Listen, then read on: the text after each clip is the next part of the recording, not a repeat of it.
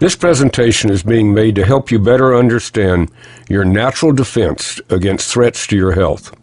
So, let's talk about your immune system. Your immune system is what protects you from disease. It is our first line of defense against illness and disease, and its role is to seek out invaders which attack our bodies constantly.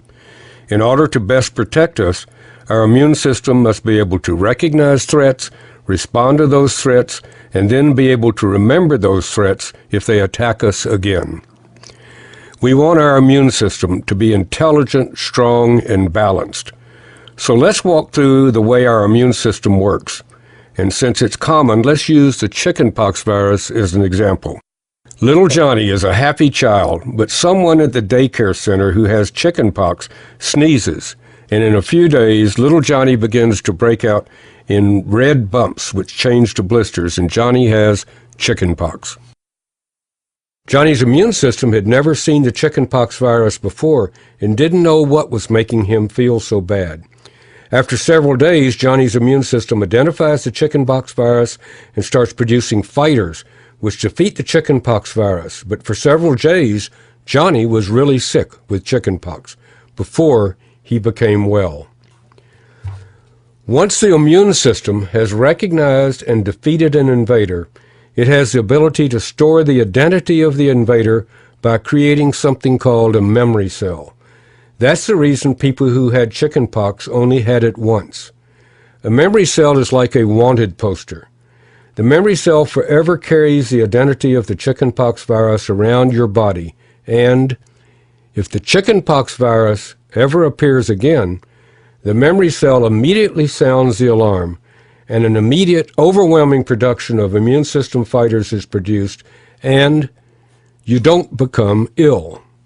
You don't even know you've been exposed because now you have immunity. Isn't that a wonderful word, immunity? Immunity, it means you have protection. But the problem with developing immunity this way is that first you had to become ill, like little Johnny, before you became well. The second way that you develop immunity is through a vaccination. Here's the way a vaccine works, again using the chickenpox virus as an example. The chickenpox virus is weakened, so it can't reproduce and cause harm.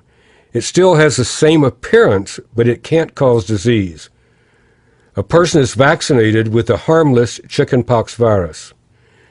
Your immune system thinks you have been attacked by the real harmful virus, and it develops fighters to defeat the supposed threat. It thinks you really had chickenpox. Your immune system develops memory cells so that later, if a harmful chickenpox virus enters your body, you have instant recognition and an overwhelming immune response, and you don't become ill, and you have developed again that wonderful word, immunity. That's the way a vaccine works.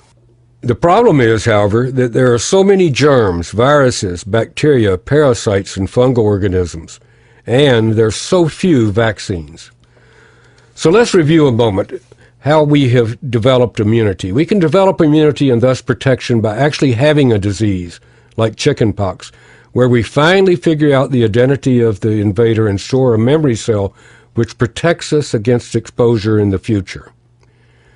We can also receive a vaccination, which basically tricks our immune system into responding and therefore producing those memory cells which recognize a particular threat and give us protection or immunity.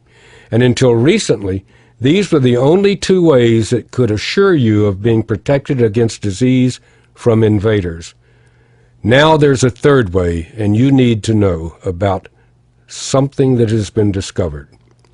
Wouldn't it be wonderful if we had a factory where we could produce memory cells, the same type of memory cells that our immune system produces after we had an illness like chickenpox or after we receive a vaccination?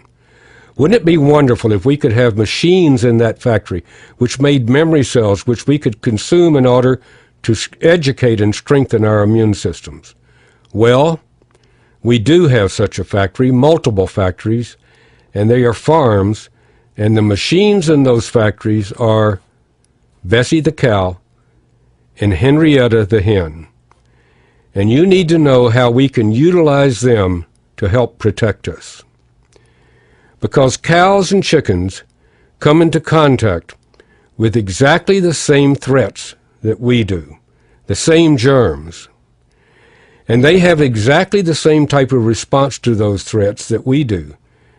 They are exposed and figure out how to fight the threat, and they produce an immune response just like we do. And again, just like us, they store the memory of those threats in specific memory cells just as we do.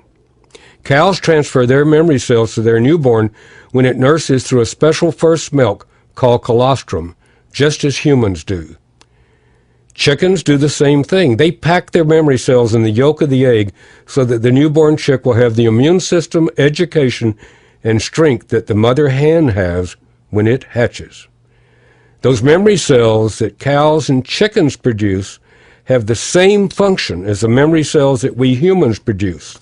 They allow instant recognition of threats and immediate response to those threats. And those memory cells are called transfer factors. Memory cells are called transfer factors. Those wanted posters, those memory cells are called transfer factors. And we've learned how to take those memory cells, those transfer factors, from colostrum and egg yolks, and through a special filtration process, put them in a capsule so that we can consume them on a daily basis. We can consume recognition cells, transfer factors, so that we can educate and strengthen our immune system, that system which protects us.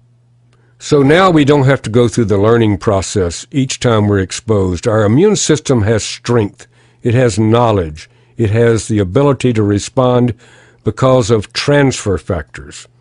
Transfer factors, those memory molecules, which educate our immune system and give it the ability to respond immediately because it's able to recognize threats through those memory cells which act like wanted posters. Now, if we're exposed to a disease threat, those memory cells give us the ability to respond immediately, overwhelmingly, and we don't have to become ill like little Johnny. And we can receive the same protection as if though we'd received a vaccination by producing transfer factors. Transfer factors, those memory cells that give us the ability to respond immediately to disease threats and to have a healthy and long life.